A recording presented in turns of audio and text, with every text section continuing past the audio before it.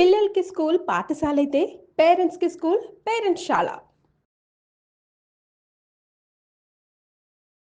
వాగర్థావివ సంపృక్తౌ వాగర్థ ప్రతిపత్తయే జగతః పితరౌ వందే పార్వతీ పరమేశ్వరౌ. ఆదిత్యాయ చ సోమాయ మంగళాయ బుధాయ చ గురుశుక్రశనిభ్యశ్చరాహవే కేతవే నమః. శృంగేరి జగద్గురు పీఠాధిపతులకి, కంచి పీఠాధిపతులకి నమస్కారములు తెలియజేసుకుంటూ కార్యక్రమాన్ని ప్రారంభిద్దాం. ఈ జూన్ 16వ తారీఖు నుంచి 30వ తారీఖు వరకు ద్వాదశ రాశులలో జన్మించినటువంటి వారికి ఏ విధంగా ఉండబోతుందో తెలుసుకునే ప్రయత్నం చేద్దాం. ముందుగా వీక్షించేటువంటి ప్రేక్షకులకి ఒక చిన్న మనవి. చాలామంది ఎంతో గొప్పగా ఆదరిస్తూ వస్తున్నారు ఈ యొక్క రాశుల ఫలితాలకు సంబంధించి. ప్రతి 15 రోజులకు ఒకసారి చేస్తూ ఉన్నాం. అయితే కొంతమంది ఈ చెప్పినటువంటి ఫలితాలు మాకు వ్యతిరేకంగా జరుగుతున్నాయి అనేటువంటి యొక్క అంశము, ఎందుకు మాకు జరుగుతున్నాయి అనేటువంటిది కూడా బాధను వ్యక్తం చేస్తున్నారు. అయితే గమనించినటువంటి అంశం ఏంటంటే, చాలామంది కన్ఫ్యూజన్ అనేటువంటిది అవుతున్నారు అనేటువంటిది. అంటే వాళ్ళకి పుట్టినప్పుడు జన్మ నక్షత్రం ఒకటి ఉంటుంది, కానీ ఆ నక్షత్రాన్ని బట్టి రాశి ఉంటుంది. ఆ రాశిని మీరు పరిగణనలోకి తీసుకోకుండా మీ యొక్క నామ నక్షత్రానికి మాత్రమే ఉన్నటువంటి రాశిని పరిగణనలోకి తీసుకుంటున్నారు. ఉదాహరణకి కోదండరాం అనేటువంటి పేరుంది. అది ఆ కోదండరాం అనేటువంటి యొక్క రాశి జన్మతః ఉన్నటువంటిది కుంభరాశి అని అనుకుందాం. కానీ కోదండరాం అనే పేరుంది కాబట్టి కేకో హాహి పునర్వసు కాబట్టి మిథున రాశి ఫలితాలని చూసుకుంటున్నారు. జన్మించిన రాశి ఏమో కుంభరాశి అయినప్పుడు నామనక్షత్రం ప్రకారం చూసుకునేటువంటి యొక్క మిథున రాశి ఫలితాలు ఎలా సరిపోతాయి? అది ఒక తప్పు జరుగుతుంది. తెలియనటువంటి రెండవ తప్పు ఏంటంటే, చాలామంది ఈ వెస్ట్రన్ ఆస్ట్రాలజీని ఎక్కువగా ఫాలో అవుతున్నారు. చాలా చోట్ల రాశి ఫలితాల్లో మీకు ఏం చెప్పబడి ఉంటుంది? ఉదాహరణకి జూలై 24 నుంచి ఆగస్టు 23 వరకు సింహరాశి అని చెప్పబడి ఉంటుంది. అంటే ఆ మధ్యలో పుట్టినటువంటి వాళ్ళందరూ కూడా సింహరాశి చూసుకోవాలి అని చెప్పి ఆ జొడాయిక్ సైన్ ప్రకారం వాళ్ళు, అదంటే సన్ జొడాయిక్ సైన్ ప్రకారం. మనది రాశి అనేటువంటిది చంద్రుని బట్టి ఉంటుంది. అది మీరు రవిని బట్టి ఉండేటువంటి, రవి ఆ సమయంలో సింహరాశిలో ఉంటాడు కాబట్టి అది రవిని బేస్ చేసుకొని చెప్పేటువంటిది. ఇక్కడ మనం చెప్పుకునేటువంటిది చంద్రుని బేస్ చేసుకునేటువంటిది కాబట్టి మీ యొక్క జన్మ నక్షత్రం ఏదైతే ఉంటుందో ఆ రాశి చూసుకోవాలి. ఆ ఒక నెలలో పుట్టిన వాళ్ళందరూ కూడా సింహరాశి అని అంటే అది అవాస్తవం కదా. కాబట్టి తెలిసి తెలియక అదొకటి ఈ విధంగా చేస్తున్నారు. ఎవరికి తెలియని వాళ్ళకి నామనక్షత్రమే అది చూసుకోవాలి. అందులో కూడా చాలామంది ఇప్పుడు శ్రీనివాస్ అంటే కుంభరాశి చూసుకుంటున్నారు, కానీ చూసుకోవాల్సింది తులారాశి. ఇలా అన్నమాట. కాబట్టి ఈ తేడాని, ఈ మార్పుల్ని మీరు గమనించుకొని అసలు సిసలైనటువంటి మీ రాశి ఏందో దాని ప్రకారం, మీ జన్మ పత్రిక ప్రకారం ఉన్నటువంటి రాశిని చూసుకుంటే అప్పుడు మీకు ఫలితాలు కరెక్ట్గా 90% వరకు మీకు మ్యాచ్ అవుతాయి. మనం చెప్పుకునేటువంటిది దినచర్యలలో భాగంగా రోజువారీ కార్యక్రమంలో ఏ రోజు ఆదాయం ఖర్చు ఎలా ఉంటుంది, ఏ రోజు మానసిక పరిస్థితి మంచిగా లేదా ఆందోళనగా ఉంటుంది అనే విషయాల్ని మనం క్లుప్తంగా తెలియచేసుకుంటున్నాం. కాబట్టి ఇవి విషయాలు పరిగణలోకి తీసుకొని మన ఈ చెప్పబడేటువంటి రాశి ఫలితాలు మీరు ఆపాదించుకున్నట్లయితే 90% వరకు మీకు అవి సరిపోతాయి దినచర్యలో, రోజువారీ కార్యక్రమంలో. ఇక మనం వివరాల్లోకి వెళ్ళినట్లయితే 16వ తారీఖు నుంచి 30వ తారీఖు వరకు ఉన్నటువంటి గ్రహ సంచారం తెలుసుకుందాం.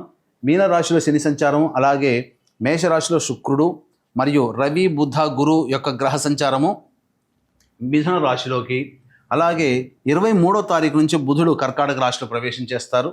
అలాగే కుజుడు కేతు సింహరాశిలో మరియు రాహువు కుంభరాశిలో సంచారం జరుగుతుంది. దీనిని బట్టి ఈ 12 రాశుల వారికి ఏ విధంగా ఉండబోతుంది 16వ తారీఖు నుంచి మరియు 30 జూన్ వరకు అని తెలియజేసుకుందాం. ద్వాదశ రాశులలో భాగంగా 11వదైనటువంటి కుంభరాశిలో జన్మించినటువంటి వారికి జూన్ 16 నుంచి 30వ తారీఖు వరకు ఏ విధంగా ఉండబోతుందో తెలుసుకునే ప్రయత్నం చేద్దాం. ముఖ్యంగా ఈ రాశి వారికి రాశిలోనే రాహు యొక్క సంచార ప్రభావం కాబట్టి తీసుకున్న నిర్ణయం మొండితనంతో, మూర్ఖత్వంతో ముందుకు వెళ్ళిపోయే పరిస్థితి గోచరమవుతుంది. కాకపోతే ఆ నిర్ణయము సరైన నిర్ణయం అయితే విజయం మీ చెంతే ఉంటుందని చెప్పవచ్చు. కాబట్టి చక్కగా నిర్ణయాలు తీసుకునే ముందు పెద్దవాళ్ళ సలహాలు, సూచనలు కనుక పాటిస్తే మరింత జీవితాన్ని పొందుతారని చెప్పొచ్చు, సుఖమయమైన జీవితం. అయితే శనిగ్రహ సంచారము మీకు అనుకూలంగా లేదు. అనుకోని ఖర్చులు పెరుగుతాయి, కుటుంబ సభ్యులతో వాగ్వివాదాలు పెరుగుతాయి. కాబట్టి జాగ్రత్తలు పాటించండి. ఇచ్చిన మాట నిలుపుకునే దానికి మీరు ఎక్కువగా కష్టపడతారు, కాబట్టి మాట ఇచ్చే ముందు జాగ్రత్తలు పాటించండి. శుక్రగ్రహ సంచారము సంపూర్ణముగా అనుగ్రహించి స్థితిలో ఉండడం, నూతన వ్యక్తులు పరిచయం అవుతారు. అలాగే స్త్రీలు మీరు మీ యొక్క విజయంలో పాలు పంచుకుంటారని చెప్పొచ్చు. సోదరీమణుల యొక్క సలహాలు సూచనలు పాటించడం ద్వారా లేదా వాళ్ళ సహాయ సహకారాలు అందుకోవడం ద్వారా మరింత మెరుగైనటువంటి జీవితాన్ని పొందుతారని తెలుసుకోవచ్చు. అన్ని విధాలుగా శుక్రుడు యోగించేటువంటి స్థితిలోనే ఉన్నాడు. ఇక రవి యొక్క సంచార ప్రభావము చేస్తున్నటువంటి వృత్తిలో ఏమీ జరగదు, కానీ ఒక రకమైనటువంటి ఆందోళన, ఏదో జరిగిపోతుంది అనేటువంటి ఒక భయం, ఏదో అయిపోతుందనే ఒక చింత మీకు ఉద్యోగంలో ఉంటుంది. వృత్తి వ్యాపారాల్లో కూడా ఇదే పరిస్థితి గోచరమవుతుంది. జాగ్రత్తలు పాటించండి. అలాగే 22వ తారీఖు వరకు ఇలాంటి స్థితి ఉన్న 23వ తారీఖు రోజు నుంచి మాత్రం చాలా అనుకూలంగా ఉండబోతుంది. బుధుడు మీకు సంపూర్ణంగా అనుకూలంగా ఉండబోతున్నాడు. మీరు ఏదైతే ఆలోచన చేసి పని చేస్తారో ఆ పని తాలూకు రిజల్ట్ మాత్రం 23వ తారీఖు నుంచే మీరు అందుకుంటారని చెప్పవచ్చు. ధనపరమైనటువంటి సమస్యల్ని అధిగమిస్తారు. పెట్టుబడుల మీద వచ్చినటువంటి ఆదాయం 23వ తారీఖు నుంచి చవి చూస్తారు. అన్ని విధాలుగా బుధుని యొక్క సంచారం అనుకూలంగా ఉంటుంది. గురువు యోగ స్థానంలో యోగ రాశిలో సంచారం చేస్తున్నప్పటికీ ప్రస్తుత కాలము కురుమూఢమి ఉన్నటువంటి కారణం చేత అనుకున్నటువంటి పనులు వాయిదా పడే అవకాశాలు ఉన్నాయి. కాబట్టి దైవానుగ్రహాన్ని పొందే ప్రయత్నం చేయండి. ఇక కుజకేతుల యొక్క సంచార ప్రభావము మీ మీద ఎదుటి వాళ్ళ యొక్క డామినేషన్ సూచిస్తుంది. కాబట్టి ఇప్పుడు సమయం అనుకూలంగా లేదు, కాబట్టి చేసేటువంటి పనులలో తొందరపాటు నిర్ణయాలు తీసుకోవడం, ఎదుటి వాళ్ళు మిమ్మల్ని కౌంటర్ చేయడానికి అవకాశాలు మీరే ఇస్తారు. కాబట్టి ఈ కుజకేతుల యొక్క సంచార ప్రభావం మీకు కొంత ప్రతికూలంగా మారుతుంది. కాబట్టి జాగ్రత్తలు పాటించండి. మీరు ఎంత శాంతముగా ఉండాలనుకున్నా కోపాన్ని మాత్రం ఆపుకోలేని పరిస్థితులు మీకు ఎదురవుతాయి. కాబట్టి చాలా మటుకు ధ్యానముతో మీరు ఉంటూ కోపాన్ని తగ్గించుకుంటూ మీరు గనక ఉంటే ఈ 30వ తారీఖు తర్వాత గ్రహ మార్పుల ప్రభావం మీకు అనుకూలంగా ఉంటుందని చెప్పవచ్చు. ఏ తర్వాత సాధారణం కంటే మిశ్రమమైనట్టు ఎక్కువగానే శుభ ఫలితాలు ఈ యొక్క కుంభరాశిలో జన్మించినటువంటి వారు పొందుతారని చెప్పవచ్చు. ఈ యొక్క కుంభరాశిలో జన్మించినటువంటి స్త్రీలు స్త్రీల కోసమే వారు చేస్తున్నటువంటి వృత్తి ఉద్యోగ వ్యాపారాల్లో చాలా మార్పులు అనేటువంటివి వస్తాయి. నూతన వ్యక్తుల పరిచయం జరుగుతుంది. అలాగే ఇతరుల యొక్క సహాయ సహకారాలతో మీకు పెండింగ్లో ఉన్నటువంటి పనులు పూర్తి చేసుకుంటారు. వృత్తి వ్యాపారంలో ఉన్నటువంటి మహిళలకి ఆనందదాయకంగా ఉంటుంది. ధన రాబడి చాలా చక్కగా ఉంటుంది. ఇతరుల వల్ల మీరు నష్టపోయి ఉంటారు. కొన్ని విషయాల్లో మాట తీరు వల్ల బాధపడి ఉంటారు. మిమ్మల్ని ఇబ్బంది పెట్టిన వాళ్ళు ఉంటారు. వాళ్ళందరూ మళ్ళీ మీకు తిరిగి సారీ చెప్పే అవకాశం కూడా గోచరం అవుతుంది. అనగా ప్రశాంతంగా అందరి ప్రేమ ఆప్యాయతల్ని ఈ యొక్క కుంభరాశిలో జన్మించినటువంటి మహిళలు పొందుతారు. ఇంట్లో కంటే బయటనే ఎక్కువగా ఆదరణ మీకు లభిస్తుందని చెప్పవచ్చు. అయితే ఆరోగ్యం పట్ల కూడా శ్రద్ధ వహించాలి. జ్వర సంబంధమైనటువంటి సమస్యలతో పీడించే అవకాశం గోచరమవుతుంది. కాబట్టి ఆరోగ్యం పట్ల కూడా శ్రద్ధ వహించాలని చెప్పవచ్చు.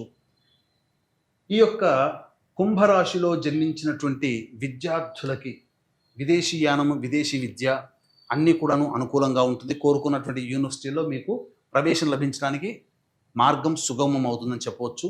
వివాహాది శుభకార్యాలకు సంబంధించినటువంటి ప్రయత్నాలు చేయవచ్చు, కానీ నిశ్చయాలు ఇటువంటివన్నీ కూడాను మంచిది కాదు. అయితే ప్రధానంగా కొన్ని అడ్డంకులు అనేటువంటి వచ్చే అవకాశం వివాహ ప్రయత్నాల్లో జాగ్రత్తలు పాటించండి. ఇక సంతాన సంబంధించినటువంటి ప్రయత్నాలు మూఢవి కాబట్టి చేయకుండా ఉండడమే మేలు. మరీ ముఖ్యంగా ఈ యొక్క గర్భవతులు వైద్యుల యొక్క సలహాలు సూచనలు పాటించండి. దేవ అనుగ్రహాన్ని మీరు ఖచ్చితంగా పాటించండి.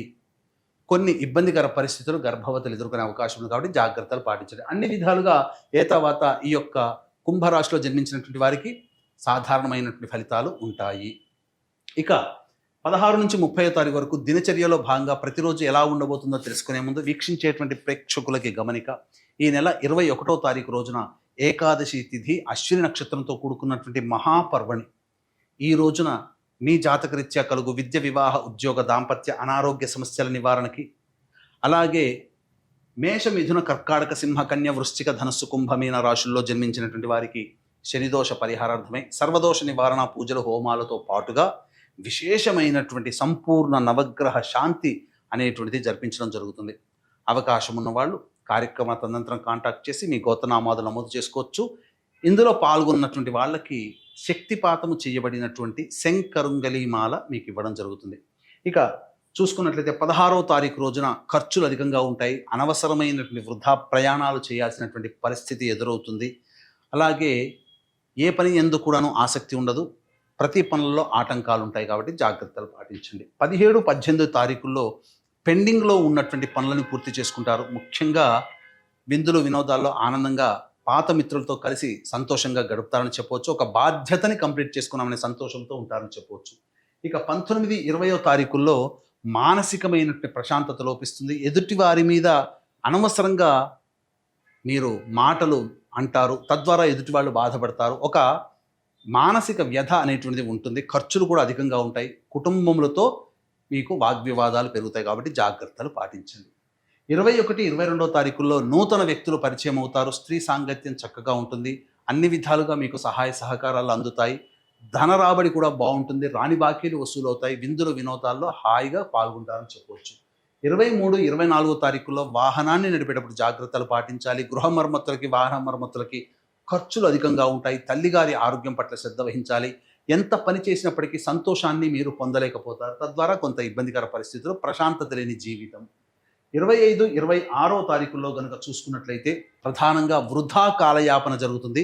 మీ ఆరోగ్యం పట్ల శ్రద్ధ వహించాల్సినటువంటి పరిస్థితి. అజీర్తి మరియు శరీరములో ఎక్కువగా వేడి చేయడం, తద్వారా కొంత అనారోగ్య సమస్య అనేటువంటిది మీకు ఎదురవుతుందని చెప్పొచ్చు. నర సంబంధమైనటువంటి ఇబ్బందులు కూడా ఎదురవుతాయి. ఇక 27, 28, 29, 30 ఈ 4 రోజుల్లో మీరు ఊహించిన దానికంటే ఎక్కువగా ఆదాయం లభించడం, ఖర్చుకు మించిన డబ్బు రావడం, తద్వారా మీకున్నటువంటి సమస్యలన్నీ పరిష్కారం చేసుకుంటారు. భాగస్వాముల మధ్య ఉన్నటువంటి పొరపచ్చాలు తొలగి వాళ్ళ యొక్క సహాయ సహకారాలతో మీకున్నటువంటి సమస్యల్ని పూర్తి చేసుకుంటారు. అన్ని విధాలుగా అనుకూలంగా ఉంటుంది. ధన రాబడి బాగుంటుంది. రాని బాకీలు కూడా వసూలవుతాయని చెప్పొచ్చు. తర్వాత చెప్పొచ్చేది ఏమిటంటే 16వ తారీఖు, 23, 24, 25, 26 ఈ 5 రోజుల్లో మీ ఖర్చులు తగ్గించుకున్నట్లయితే చాలా మటుకు సేఫ్ సైడ్లో ఉంటారని చెప్పొచ్చు. ఈ యొక్క 16 నుంచి 30 తారీఖు వరకు రోజువారీ వచ్చే సమస్యల పరిష్కారం కోసం ప్రతిరోజు కూడాను సుబ్రహ్మణ్య భుజంగ స్తోత్ర పారాయణం, దత్త కవచం రోజుకి 3 సార్లు కనుక పఠించినట్లయితే చాలా మటుకు సమస్యలు తగ్గుతాయని చెప్పవచ్చు. ఇప్పుడు చెప్పినటువంటి సమస్యల కంటే ఇంకా ఎక్కువగా సమస్యలు ఎదుర్కొంటున్నారు అని అనుకున్నప్పుడు దగ్గరలోని మంచి ఉపాసనా పరులైనటువంటి జ్యోతిష్యులను సంప్రదించి వారి సలహాలు సూచనలు కనుక పాటించినట్లయితే మరింత మెరుగైనటువంటి జీవితాన్ని పొందుతారని తెలియజేస్తూ సర్వం శ్రీ ఉమామహేశ్వర పరబ్రహ్మార్పణమస్తు.